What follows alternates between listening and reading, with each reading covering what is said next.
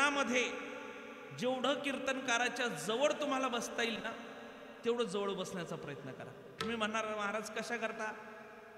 कीर्तनकाराच्या जवळ बसणं म्हणजे नारदाच्या गादीजवळ येणं, आणि नारदाच्या गादीजवळ येणं म्हणजे देवाजवळ येणं. आणि ज्याला एकदा देवाची रेंज प्राप्त झाली की त्याची रेंज कधी खुंटत नाही, म्हणजे चुकूनही आपला रॉंग नंबर लागत नाही. Mahika Jio, Vodafone, idea, Airtel, Reliance यांच्या रेंजमध्ये येण्यापेक्षा माणसानं कधीही देवाच्या रेंजमध्ये आलेलं बरं आहे, नाही का? आणि देवाच्या रेंजमध्ये येण्याकरता जेवढं जवळ बसता येईल तेवढं जवळ बसण्याचा प्रयत्न करा. काय होईल अनुषंगाने सांगतो आणि पुढे चालतो. ऐका, श्रीमद भागवतात गोड कथा आलेली आहे. श्रीमद भागवतामध्ये ज्यावेळेस भगवान श्रीकृष्ण परमात्मा खोड्या करायचे, माझा आवाज येतोय तुम्हाला? अहो बोला ना, आवाज येतोय का? श्रीमद भागवतामध्ये भगवान परमात्म्याच्या लीलांचं वर्णन गुणानुवाद करत असताना भगवान परमात्मा ज्यावेळेस खोड्या करायचे तर अनेक लोक भगवंताच्या खोड्यांना वैतागून यशोदे मातेकडे गाराने घेऊन येऊ लागले. शेवटी यशोदे मातेलाही शाश्वती आली की आपला कृष्ण आपला काना खोड्या करतोय. म्हणून आईनं काय केलं, यशोदा माईनं यमुना माई पुढे म्हणजे यमुना नदी पुढे नवस घातला. म्हणले आई, जर माझ्या कृष्णानं कान्हानं खोड्या करणं थांबवलं तर मी तुला 1000 दिवे लावून अर्पण कर. असं म्हटल्यानंतर आता भगवान श्रीकृष्ण परमात्मा विचार करू लागले. म्हणले आता जर आपण खोड्या थांबवल्या नाहीत तर यमुना माईचं अस्तित्व नाहीसं झाल्याशिवाय राहणार नाही. म्हणून त्या ठिकाणी काही काळापुरता, मर्यादित काळापुरता 1-2 महिने देवानं खोड्या करणं थांबवलं. ऐका, आणि 1-2 महिने खोड्या करणं थांबवलं. यशोदा माईला शाश्वती आली की आपल्या कृष्णानं खोड्या करणं थांबवलं. आईनं पटकन 1000 दिवे बनवले, सोबत कृष्णाला सोबत घेतलं आणि यमुना माईच्या पात्राजवळ म्हणजे यमुना नदीच्या काठाजवळ येऊन बसले. आता आईनं काय करावा, एक एक दिवा लावावा आणि पाण्यात सोडावा. माझ्या कृष्ण परमात्म्यानं काय करावं, आईपासून असं थोडंसं लांब जाऊन बसावं त्या यमुना माईच्या काठावरच. आईनं इकडनं एक एक दिवा लावला की कृष्णानं एक एक दिवा किनाऱ्यावर आणावा. हे बघून आई हसली आणि हसून कृष्णाला म्हटली, यशोदामाई, अरे कृष्णा, अरे काना करतो तरी काय? म्हणले आई, तू जे दिवे पाण्यात सोडते आहे ना त्यांना मी किनाऱ्यावर आणण्याचा प्रयत्न करतोय. आईनं पटकन स्मित हास्य करत विचारलं, अरे कृष्णा, अरे काना, अरे 1 किंवा 2 दिवे नाहीत बाळा, 1000 दिवे आहेत. तू काय 1000 दिव्यांना किनाऱ्यावर आणणार आहे का? माझ्या कृष्ण परमात्म्यानं दिलेलं उत्तर गोड आहे. माझा कृष्ण परमात्मा म्हणतो, आई मी 1000 दिव्याचा ठेका घेतला नाही. आई, जो दिवा माझ्या रेंजमध्ये येईल ना आई, मी त्याला किनाऱ्यावर आणण्याचा प्रयत्न करते. म्हणून बघा, याच्या त्याच्या रेंजमध्ये येण्यापेक्षा देवाच्या रेंजमध्ये या. मग तुम्ही आता देवाच्या रेंजमध्ये आले ना, इको अजून थोडा कमी करा. देवाच्या रेंजमध्ये आले ना, तुम्ही बोलता का जाऊ मी घरी? बोलता का? देवाच्या रेंजमध्ये आले ना, पुढं सरका, बरं सरका, पुढं सरका, सरका सरका, पुढं सरका. मोजून 2 मिनिटं लागतात. सरका, पुढं सरका, या पुढं या, सरका. इकडं महिला मंडळ तुम्ही पुढं सरका. जेवढ्या जवळ आलं तेवढं चांगलं कीर्तन ऐकायला भेटत. वा वा वा. विठाला विठाला विठाला विठाला विठाला पुंडलिक वरदा हरी विठ्ठल श्री ज्ञानदेव पंढरीनाथ भगवान विठाला विठाला विठाला विठाला विठाला विठाला. धन्यवाद. जे आलेत त्यांना धन्यवाद, जे नाही आलेत त्यांना डबल धन्यवाद.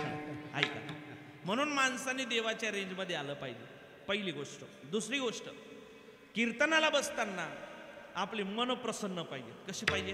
बोला चला पटकन. कशी पाहिजे? मन प्रसन्न पाहिजे, चेहऱ्यावर हसू पाहिजे. काय पाहिजे?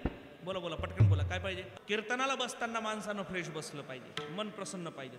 चेहऱ्यावरचे तुमचे टेन्शन बाजूला ठेवा. कारण ज्या दरबारात आपण आहोत, हा दरबार म्हणजे हे जागृत देवस्थान आहे. नवसाला पावणारा आमचा देव आहे. आणि नवसाला पावणारा जर आमचा देव असेल आणि आमचे जर नवसं पूर्ण होत असतील तर आम्ही इथं आनंदानं बसलं पाहिजे की दुःख घेऊन बसलं पाहिजे? बोला पटकन. काय म्हणणं आहे तुमचं? जाऊ का घरी? जाऊ का मी? जेवले तुम्ही? आनंदानं बसलं पाहिजे की दुःख घेऊन बसलं पाहिजे? आनंदानं बसलं पाहिजे. मग म्हणून चेहऱ्यावर आनंद पाहिजे, समाधान पाहिजे. म्हणून कीर्तन होईपर्यंत चेहरे तुमचे टवटवीत ठेवा. कसे ठेवा? फ्रेश बसा. पहिले ताट बसावर, ताट, हा वा वा. आणि दुसरं चेहऱ्यावर फ्रेश ठेवा. चेहरे फ्रेश, तुमचे चेहरे पडले म्हणजे कीर्तन पडलं. कीर्तन पडत नसते बरं. हा पडलं शब्द कोणी आणला मी त्याला शोधतोय. कारण बोवा पडत नाही, कीर्तन कसं पडणार आहे. पण आपल्याकडं ग्रामीण भागामध्ये चालत आलेली रीत आहे, बोवाना हसवलं नाही थोडं डोक्यावरनं गेलं की मग आपण सहज म्हणतो कीर्तन पडलं राव. कळलं नाही म्हणून, कळलं नाही म्हणून पडलं, पण कीर्तन पडत नसतं. ऐका, तुमचे चेहरे पडले म्हणजे आपलं कीर्तन थांबतंय. येतं ना लक्षात. म्हणून चेहरे प्रसन्न ठेवा. कालच्या कीर्तनाला असंच सांगत होतो मी, चेहरे प्रसन्न ठेवा, चेहऱ्यावर हसवाना, थोडंसं हसा. समोर बसलेले एक बाबा काही हसत नव्हते, मला राहवलं नाही, मग बाबाला सहज म्हटलं बाबा स्माईल प्लीज. बाबा म्हणे मग बाबाला म्हटलं अहो थोडं तरी हसा. बाबा म्हणे म्हटलं का बरं हसत नाही. म्हणे मायावर कर्ज आहे. म्हटलं मी फेडू का. कर्ज झालं म्हणजे माणसांनी हसणं सोडव का हो. उलट ज्याच्यावर कर्ज कोण म्हटलं तोच खरा मर्द, असंही काही नाहीये. पण जरी झालं असेल तरी काळजी करू नका.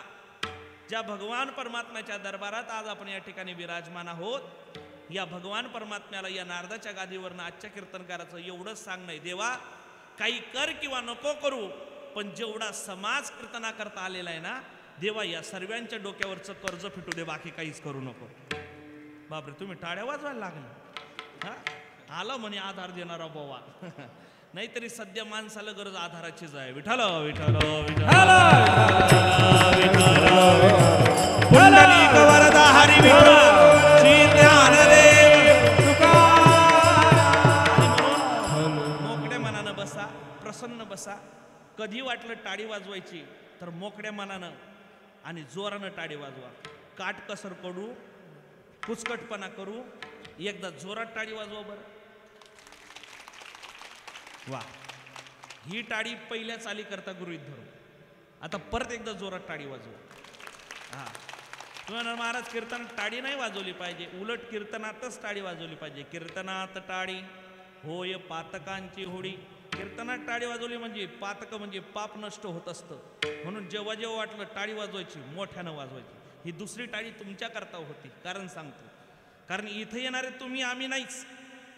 आज सांगू, आज सकाळपासून हजारो लोकांनी विचार केला होता का बिरुदेव संस्थांवर त्या ठिकाणी सप्ताहाला सुरुवात झालेली आहे आणि बोलता बोलता 4था दिवस आलेला आहे, आपणही आज कीर्तनाला गेलं पाहिजे. पण ऐका, हजार लोकांनी, शेकडो लोकांनी विचार केला, पण या हजार आणि शेकडो लोकांपैकी फक्त एवढीच लोक इथं पोचलीत. कारण काय?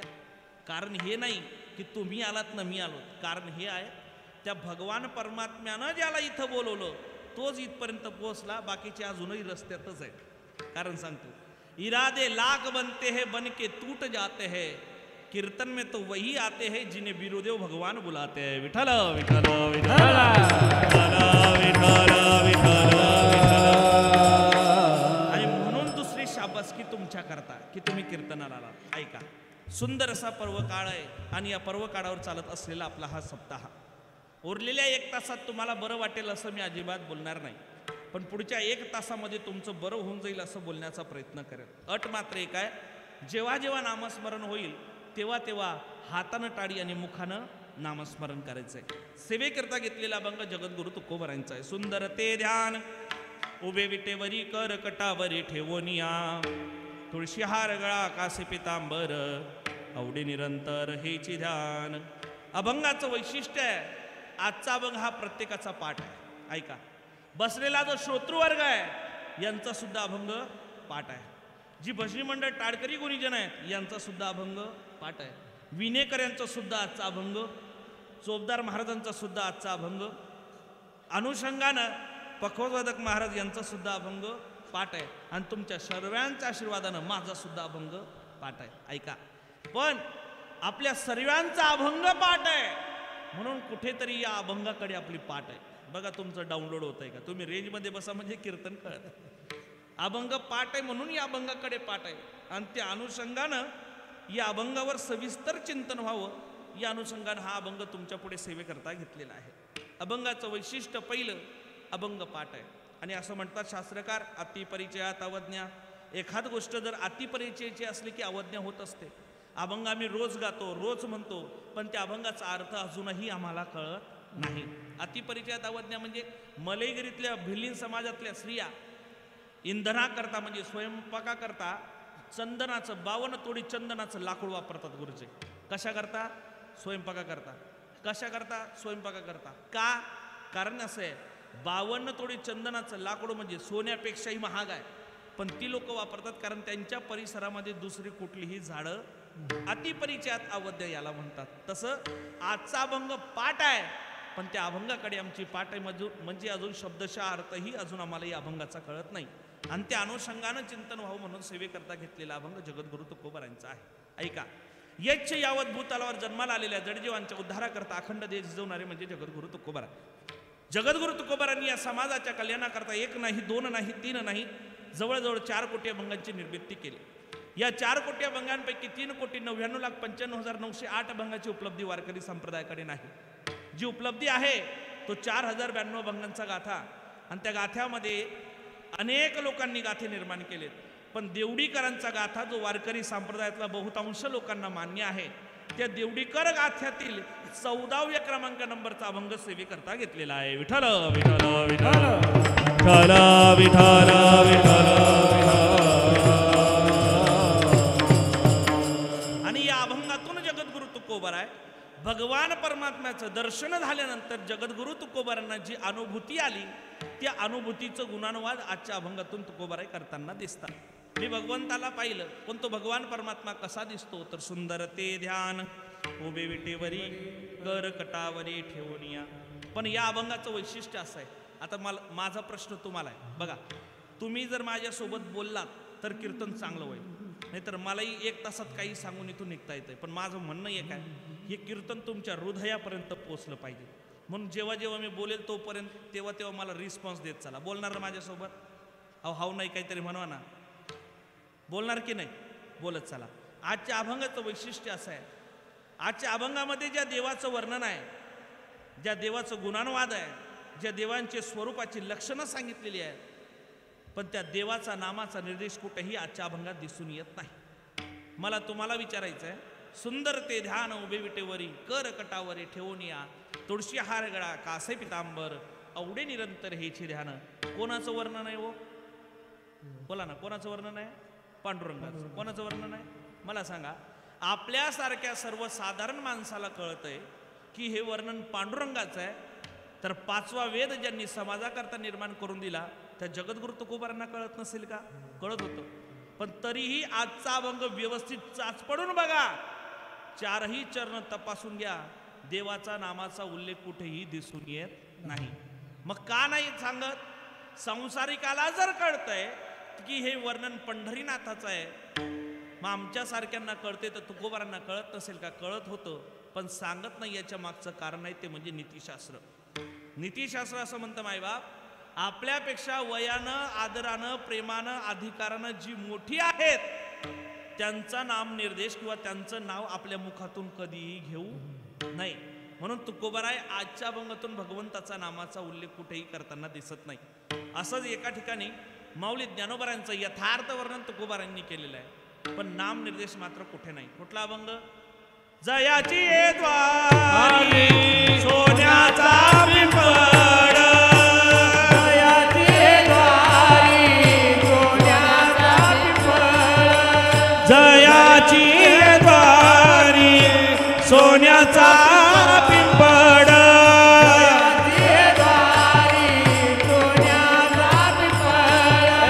अंगी आई से बड़ा रेड़ा बोले, अंगी आई से बड़ा रेड़ा बोले,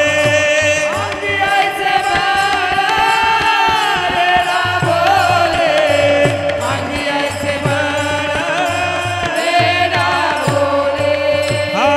जयाची द्वारी सोन्याचा पिंपळ, अंगी आई से बड़ा रेड़ा बोले. काट अंगी आई से बड़ा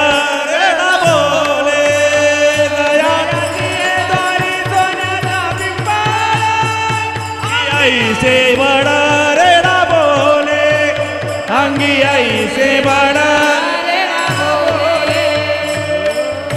जयाची द्वारी सोन्याचा पिंपळ, अंगी आई से बड रेडा बोले. कोणाचं वर्णन आहे? माऊली ज्ञानोबारांचं. पण अभंगही व्यवस्थित बघा, या अभंगामध्ये माऊली ज्ञानोबारांचा नाम निर्देश कुठेही दिसून येत नाही. तसं आजच्या अभंगामध्ये पांडुरंगाचं वर्णन आहे, पण भगवान पांडुरंगाचं नाम निर्देश कुठे दिसून येत नाही, कारण नीतिशास्त्र आहे. म्हणून असा सुंदर अभंग सेवेकरता घेतलेला आहे. ऐका, कारण वयानं अधिकारानं मोठी असलेली लोक शास्त्र असं म्हणतात त्यांचं नाव आपल्या मुखातून घेऊ नये.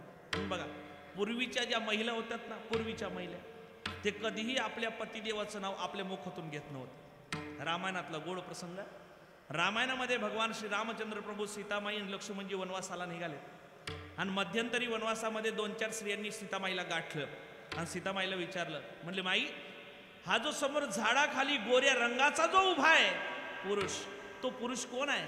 सीतामाईनं पटकन उत्तर दिलं, म्हणले ते माझे दीर लक्ष्मणजी आहेत. वा वा, बरं माई, त्यांच्या बाजूला सावड्या वर्णाचा जो उभा आहे तो पुरुष कोण आहे? सीतामाईनं उत्तर नाही दिलं. सीतामाईनं मान खाली घातली, डोक्यावर पदर घेतला, लाजली आणि तिथून निघून गेली. ज्या अर्थी नाव सांगितलं नाही, मान खाली घातली आणि निघून गेली, त्या अर्थी महिलांच्या लक्षात आलं, बाबा दुसरं तिसरं कोणी नसून तिचे कोण आहेत? बोला बोला, कोण आहेत? पतिदेव आहे. कारण ही मर्यादा होती, आता ती मर्यादा राहिली नाही. पूर्वी जर महिलांना, पहिल्या महिलेला जर दुसऱ्या महिलेनं विचारलं, का ग बाई, कीर्तनकाराच्या बाजूला चोपदाराचा ड्रेस घालून जे उभे ते कोण आहे? जाता जाता मावशी पटकन म्हणायची, ते माझे पतिदेव आहेत. आता विचारू द्या बरं, कीर्तनकाराच्या डाव्या बाजूला पहिल्या माईकवर जे उभे ते कोण आहेत? ती पटकन म्हणते, तो माया नवरा आहे. एवढा बदल आहे. का? कारण मर्यादा नाही. पण आधी मर्यादा होती आणि त्या मर्यादेपोटी नीतिशास्त्र म्हणतं की आपल्या मुखातून आपल्यापेक्षा अधिकारी वृंदांचं नाव कधीही मुखातून घेऊ नये.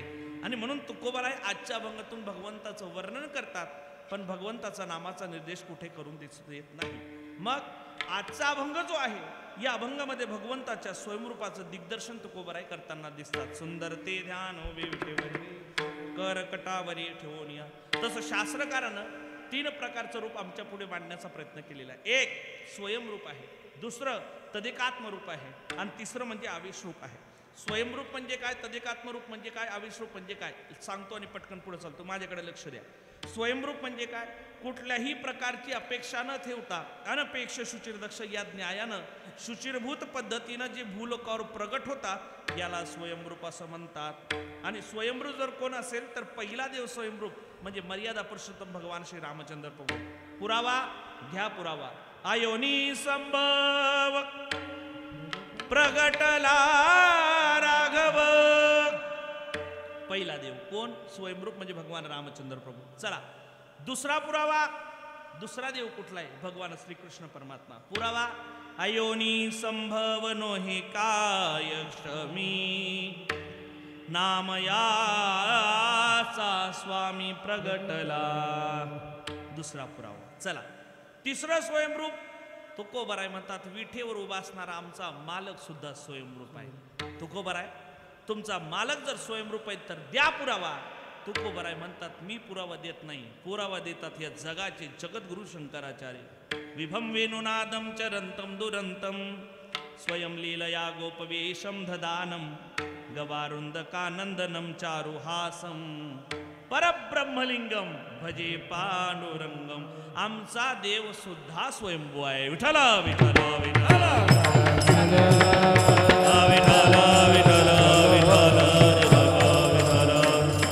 हे 3 देव म्हणजे स्वयंभू, याला स्वयंभू दर्शन म्हणतात. चला तदेकात्मरूप म्हणजे दिसायला विचित्र आहे पण चरित्र आघात आहे. भगवंताचा मत्स्य अवतार बघा, कच्छ अवतार बघा, वामन अवतार बघा, नृसिंह अवतार बघा.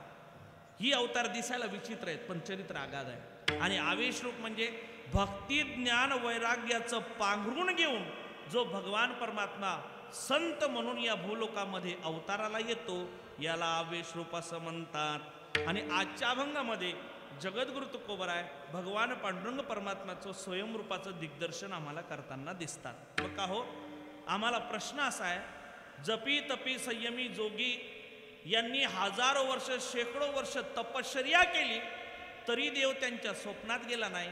मग तुमच्या तुकोबारांनी असं कुठलं महत् साधना केली की तुकोबारांना देवाची प्राप्ती झाली? शास्त्रकारानं गोड वर्णन केलं. वेदांत म्हणतो 4 प्रकारचे वर्ग सांगितलेत वेदांतानं. पहिला वर्ग आहे सर्वसामान्य, दुसरा वर्ग आहे साधक, तिसरा वर्ग आहे सिद्ध आणि चौथा वर्ग आहे संत. पहिला वर्ग सर्वसाधारण माणसं आपल्यासारखे, आपल्याला देवाचं दर्शन जर कुठे होत असेल तर मंदिरात, दगडात, चित्रात आणि फोटोत होत आहे. कुठं होत आहे? आज समजा इथून बाहेर निघाल्यानंतर जर तुम्हाला कोणी विचारलं, सांगा बरं, बिरुदेव भगवान तर देवाचं नाव घेतल्यानंतर अंगात शक्ती प्राप्त होती, पण असं असणारं हे जागृत दैवत, तो देव आहे तरी कुठे? असं म्हटल्यानंतर आपण पटकन काय म्हणू? तो देव कुठं आहे? मंदिरात आहे. कुठं आहे? ऐका, हनुमंत सोबत ओळख आहे का तुमची? हनुमानजी प्रत्येक गावामध्ये, कारण हनुमंतराय राहिले नाही तर कोणाचं लग्नच लागणार नाही, नाही का? कारण पहिले नवरदेव जर कुठं जात असेल तर कुठं जातो? बोला ना, बोला ना, कुठं? मारुतीच्या पारावर. मला सांगा, मारुतीराय हे सुद्धा स्वयंरूपाचं दर्शन आहे. मारुतीराय जर तुम्हाला विचारलं, सांगा मारुतीराय कुठं आहेत? आपण पटकन म्हणतो गावाच्या पलीकडे जे मंदिर आहे ना, त्या मंदिरात आहे. म्हणजे आम्हाला देवाचं दर्शन कुठं होतंय? दगडात, चित्रात, फोटोत आणि मंदिरात. शोकांतिक आहे, आम्हाला दगडात देवाचं दर्शन होत आहे, पण आम्हाला माणसात देवाचं दर्शन होत नाही. ऐका दादा, ज्या दिवशी दगडातला देव सोडून माणसातला देव तुम्हाला दिसेल ना, तुमचं जीवन सार्थकी झालेलं असेल. विठ्ठल